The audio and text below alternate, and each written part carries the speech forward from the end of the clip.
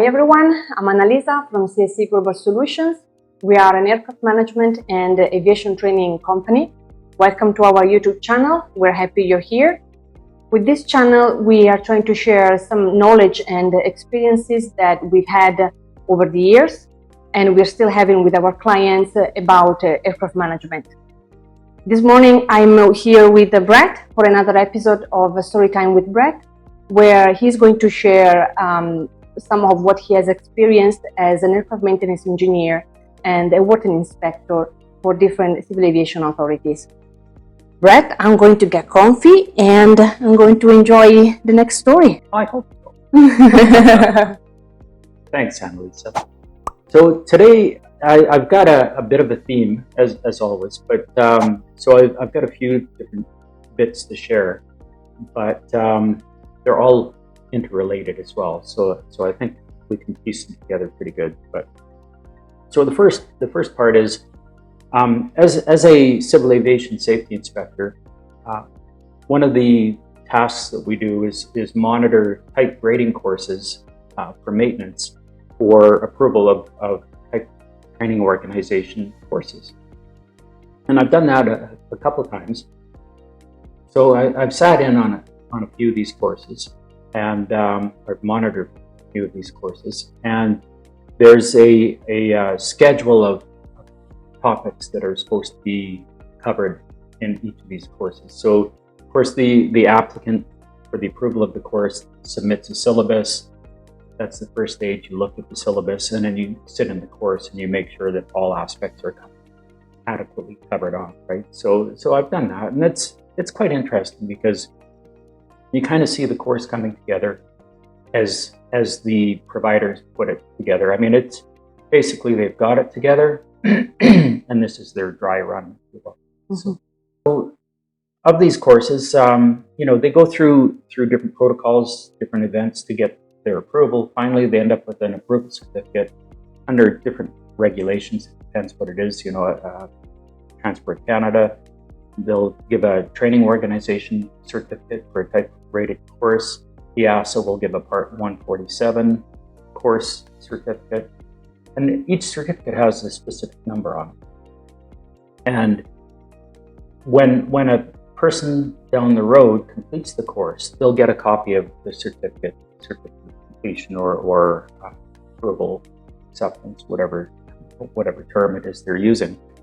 But on all of these certificates, it'll have the date of the course and the course number. Now, these are very important because not all courses are created equal. If you go on Transport Canada's website, there's a list of Transport Canada approved courses, and those courses will be ones that have been monitored, have been deemed acceptable, and are approved. So now, if you're working for a 145 organization, or if you're maintaining a private aircraft, and you're required to have type training, then you would have to sit on one of these courses and provide evidence, which would be the certificate. So the certificate is very important. For 145 organizations, or maintenance organizations, they have to have evidence of training for all type-related aircraft that they maintain. So that's the approval part of it. And I mean, that's a very brief overview of it. But then there's the other aspect of when you're sitting on a course, what's important about a type training course. So I've been on a number of type training courses, type rating courses, and I'd like to talk about a couple specifically. The first one was an OEM helicopter course, and I was working with the regulator, and with the regulator, you go on different courses just to familiarize yourself with different aircraft types that you might be monitoring or overseeing. And so I went on this one helicopter course. And of course, organizations that have the approvals that the regulator issued to them for the courses are supposed to post the certificates of their approvals on their walls. And the first day of the course, I'm on course, and then I'm wandering around the halls of the organization, and I see all of their approval certificates from the different aviation authorities. And there are a couple there from Transport Canada, but the course that I'm on, they don't have a certificate for. So I asked the instructor about this, and he said, "Oh, no, it's all been taken care of, it's approved, we just haven't received our course certificate yet." So I said, "Okay, well, of course, we're going to need to see that before the end of the course, right?" And, "Oh yeah, not a problem. So this was a 4-week course. Week 2, I still didn't see anything. So I asked him again, and he says, no, I talked with quality assurance. He said it's all taken care of. So I said, okay, and went away and continued on with the course. At the end of the course, of course, they had certificates for everybody. And my certificate, after a 4-week course, said that I completed 37 hours of training and had no course approval number on it. So I questioned about it, and he said, "Well, you have to go talk to our quality manager about this." Uh-oh. So I went in, and there was the post holder for the training organization and the quality assurance manager, and we started talking about what the issue was. And they understood right from the start that they had just provided a course that did not hold the regulator approval for what they were trying to issue. Oh, so they never got the approval? No, they hadn't. They'd applied for it, and they had been going through some of the processes for it, but they hadn't received the approval certificate yet. And another aspect of this too is when the regulator approves a course, typically on their website, they'll list all of the approved courses with the approval dates, because some courses are date limited as well. So, or they have different limitations imposed. So typically you can go onto their websites and you can verify what the course type, the type courses that they have are, and the certificate numbers and the dates of approval. So if you go on course and you get a certificate, you can tell whether that's a valid certificate or not. But also before you even go on course, you can determine whether that's the actual course that you need for the intended purposes, right? So anyways, they understood what the issue was, and I said, well, first off, first issue at hand is this certificate is not valid because I've been here for 4 weeks and this says 37 hours. That was wrong. Secondly, it didn't have a course approval number, which was required. There are different reasons why I needed that with the regulator, mostly contractual. It wasn't really that I was going to use the type rating to release aircraft. But I asked also, how many people have been on the course and received the same certificate? And from the state that I was representing, there were 17 people that had been on the course and been issued the same certificate, that now potentially were in industry releasing aircraft based on the type training that they had, which was not valid. So I asked, how do you propose to fix this? And they said, well, are you going around tomorrow? And I said, yeah. And can you come back? And I said, yeah. So the next day I come back and they give me a certificate of completion, not approved type rating course, but of completion. And it had the correct number of hours, so that was all fine. But that wasn't what we had contracted for. We had contracted for an approved type rating course. So that's a whole nother issue. But where it went from here is the quality assurance manager realized that they had provided unapproved courses for a number of people that were out in industry now exercising privileges of their licenses based on this unapproved course. Which just to translate in practical terms means that the work that they have certified was not valid. Technically, yes. Okay, so if somebody signed a certificate of release to service that wasn't valid. Right. I mean, one could argue, now you'd be talking about court arguments and such, but legal arguments. But yeah, so they told me what they planned on doing was they had a principal inspector that they were responsible to within the state of approval. And they were in discussion with him already. And they were rescinding all of the certificates, or recalling all of the certificates that they had issued to these other 17 people. So they had to contact all of the repair stations that these people worked for and tell them that, listen, their training was not valid. You need to make sure they're not exercising their privileges.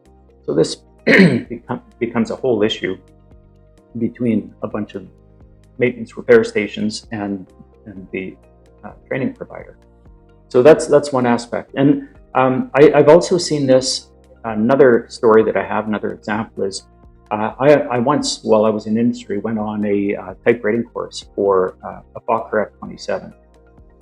And this was put on by an organization that had the course, the type rating course, on the regulator's website as approved, dates and everything. But there's another aspect to it as well, and that is where the course is being held. Because that's all part of the approval process I mentioned in the beginning, that you have to specify the training materials, you have to have access to either a live aircraft or an acceptable mock-up or simulator. And you have to have the facilities that you hold the course in. And these are all detailed in the approval of the course. So I took this Fokker F-27 course. They gave me my approval certificate. It had the appropriate number and dates and everything on it, so I was all happy. I went home, my work, I started releasing the aircraft, and about 3 months later, I got a letter from the regulator stating that my type rating had been rescinded. And the reason was that the course was held at our facility, the airline that I worked for, which was not an approved facility under the approval of that type rating course. Mm-hmm. So again, you know, if you're looking at taking a type rating course, you need to look at, is the course approved? Is it for the actual type that I want? Is it acceptable by the state authority that I plan on exercising my license privileges under? Because, for instance, I've been on a number of courses where the course provider will ask in the beginning, do you require an FAA type rating, Transport Canada or EASA type rating? And there are differences because the FAA allows open book exams. EASA does not. Transport Canada, it depends on what you're doing, right? So, and then the length of the courses too, maybe slightly longer for an EASA. EASA is fairly picky with some of this stuff. So these are all things you need to look at, but also beyond that, whether it covers the type and the intent, is approval dates for the training approval, and also the facilities. A lot of the training approval certificates specify right on them the facilities where this the courses may be taken. I was just looking yesterday prior to this and at the list, and it's quite obvious. Some training providers get approval to hold off-site courses. If it doesn't say off-site, then it has to be in the training facility that's listed in their training approval. This is very interesting for a couple of reasons. First of all, because we can possibly see the same scenario for pilots, because pilots have to go on training too for different aircraft models. So I suspect, I imagine they may have the same issues, so that they have to be. Yeah, actually, that's a good point, because one example that's fairly recent in the news, or was fairly recent in the news, is the Boeing 737 MAX. For instance, if the cockpit emergency procedures for the 737 MAX are different in a EASA type aircraft than they are in Transport Canada or FAA. So if a pilot attends a simulator course, a training course, and they don't specify that they'll be operating an EASA type aircraft, they could be getting the wrong emergency procedure training. Yeah, I remember we have had a similar conversation when we had our webinar with the Lindsay Cadenhead. He was explaining to us that as a professionals who goes out and do a test on pilots and verification on pilots, he mentioned an example where for a specific, he was checking on a pilot, and for a specific aircraft there was a different procedure for Transport Canada, and the pilot didn't know about it. So it's a rabbit hole. We can go on and on for hours. Actually, sorry. No, please. That's an interesting one because, as I recall, Lindsay also mentioned the training provider wasn't aware of the differences between procedure for Transport Canada or yeah, so this is one of my points. So first of all, that we can have the same situation for a maintenance engineer and pilots, but also this is tricky because how do you know that? Because in one case, the one that you mentioned about the Fokker 27, everything looked fine. It's just that specific facility wasn't approved, and how do you know that? But the other one is so this is quite tricky. But the other one, the first that you mentioned, why was the course not approved? Did they have problems with the course, or were they really just waiting for the certificate to come? Can you publish? Can you put yourself out in the market saying that you have this course, or you have to wait to have the certificate on the wall? Well, I mean, legally, technically, you're supposed to have the certificate on the wall. I mean, people do this all the time where they anticipate issuance of an approval certificate, so they start trying to drum up business. That's different than actually entering a contract to provide a type training course. So, I mean, that becomes a whole different aspect. That's a legal contract dispute aspect as opposed to whether the course is actually approved or not. But you do remember though why that happened? Yeah, I do actually. So I got a hold of the principal inspector responsible for the training organization just to make sure that things were being followed up on, and he was well aware of it. The application was submitted. It was in the queue. You know, people have a lot of things on their plates, and that was one of the things on his plate. He hadn't got around to it yet. Okay, so another aspect that I think it's important, because you can see this in this instance, but also in other examples in aircraft management and maintenance that we can mention. So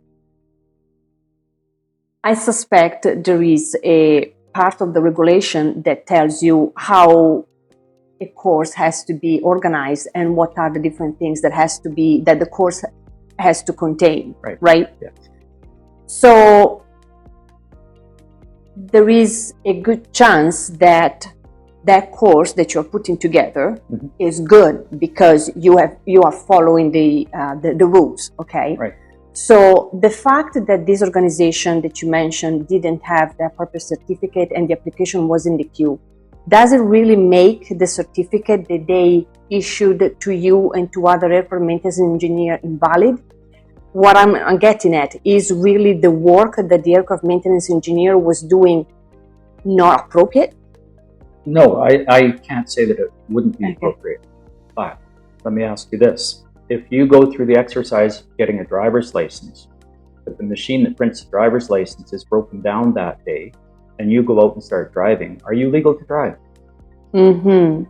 I see your point.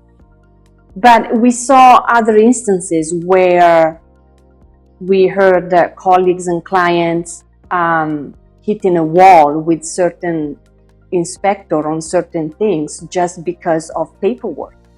That doesn't make the entire process invalid, though. No, I mean, now we're getting into a whole realm where, you know, if you're talking about whether a maintenance release is valid, see, the releases that those 17 engineers signed would have been valid releases. They would have not knowingly made attestations to the serviceability of the aircraft. They believed that they had appropriate training, and they worked for organizations that had mechanisms in place to verify that they had the approved training. This is an oversight that shouldn't have been. And that's not to say that they would have to go back and redo all of that work. Right? Well, that's exactly the point. So what are you going to do with these 17 AME? Are they going to go back for 4 weeks in course? You know, are they going to pay again? Well, actually, how does it work? Okay, so we're talking two different things. We're talking technicality of validity of releases to service, that's up to the organization to come up with a solution, a viable solution, and to pass it by the regulator to see if that's acceptable. When you say the organization, you mean the organization for which the AME is working for? Okay. Right. So, and yes, the release was the responsibility of the maintenance organization. So the maintenance organization has the obligation to sort it out. Now, in this instance, I would argue that the maintenance organization should be in contact with the training organization and work together to find out what the issues were and sort it out. If they come up with the fact that, like you say, the training provided was actually valid, it's simply valid's the wrong term. It was appropriately approved. Well, not appropriately approved. So if they get a hold of the training organization and they determine that the training was appropriate, it simply had not been approved yet, then I would argue that between the maintenance organization, the training organization, and both of their principal inspectors, they come up with a solution that would not require full release of all of the aircraft. But this would have to be sanctioned by the regulator. Well, this is my point, because again, sometimes aviation gets stuck on paperwork that does not have a safety or airworthiness really impact consequences on the aircraft, on the situation. Sure. Because one thing is, okay, the process, the approval process is still ongoing, your application is on the queue, and another thing is, okay, there is something wrong with your course, right? Exactly. So this is why I say they would have to involve the principal inspectors, because in this case, it was a matter of simply it hadn't been processed yet. It had been reviewed, somebody had monitored the course, everything was in place. It was to be approved, but it hadn't been approved yet. So in a situation like that, it's a I won't say bureaucratic, but it's a paperwork exercise. So it doesn't, like you say, it doesn't make the work that they did unsafe. Now, if you get a hold of the principal inspector and you find out that 3 modules in the course were absent, they simply didn't address hydraulics, for instance, then that would not be valid. And of course, you would have to look into it much closer. Did these people do any work on the hydraulic system, for instance? And that module was absent, so how could they know? Yeah, that was exactly my point. So in the case of this company that was marketing and providing this course that wasn't yet approved, is the regulator going to, did the regulator give any fines on, or is it something that... See, this is an interesting one as well. But as far as you know, as far as you remember? No, there were no fines. It was all sorted out. The principal inspector for the training organization came up with the fact that yes, everything was in order, but it hadn't been processed yet. So they worked it out between the 4 parties involved. So that was a non-event. But it could have went the other way as well. Now, in my situation, it was different. And it could be the same for some of the people that were on the course. Beyond the technicality and the legality of being able to issue aircraft certification authority based on this training, there was contractual obligation for this OEM to provide an approved training course, which it was not approved. So the regulator refused to pay out the invoice for this course until I received this appropriate training. Okay. I went back on the exact same course for 4 weeks. Really? Simply to satisfy a contract. And it was the same course as it was the first time, except it had a certificate on the wall now. Oh, wow. So, interesting. So, just to conclude this episode, so how do you manage something like this? Meaning, how do you know that you're going to get the right course? Because, well, one thing is, okay, you are going to check the your authority website or whatever. They have a list of organizations that are approved, and you can see which type they have. But a few aspects, like we said, that are a little tricky. So how do you know that that specific facility is approved? Well, again, all of these facilities, and it's not just facilities, but all of the organizations are approved. And the facilities, all of the specifics of the approval are included in that approval document. So that, like say, the facilities, the number of course hours, the syllabus, all of that stuff's tied to it. It may not reflect on the certificate, but it's all tied to it. So my only advice is if you want to take a type training course and it appears on the website and it looks to be valid, the safe way to go is contact your regulator, your principal inspector responsible for the organization, and tell them that you intend on taking this course number at this facility, and would that be determined to be acceptable.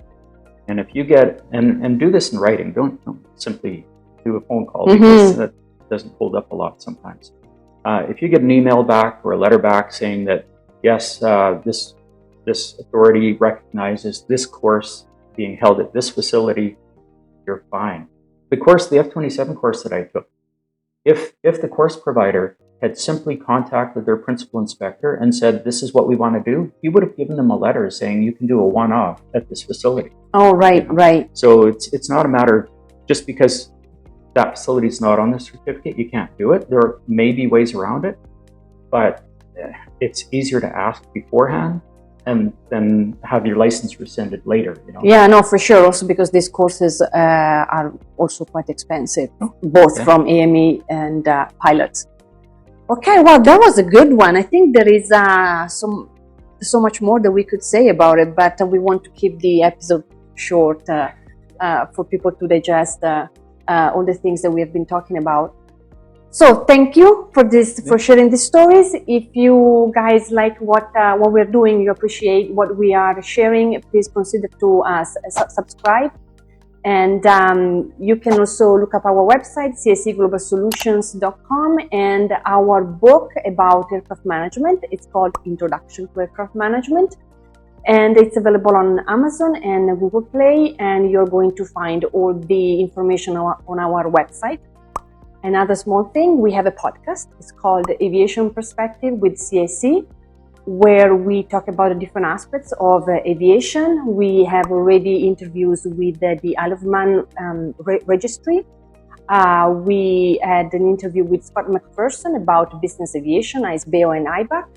And we are going to release one very soon about aircraft certification with Adam Bacos. So go on our website and see all the information that you need.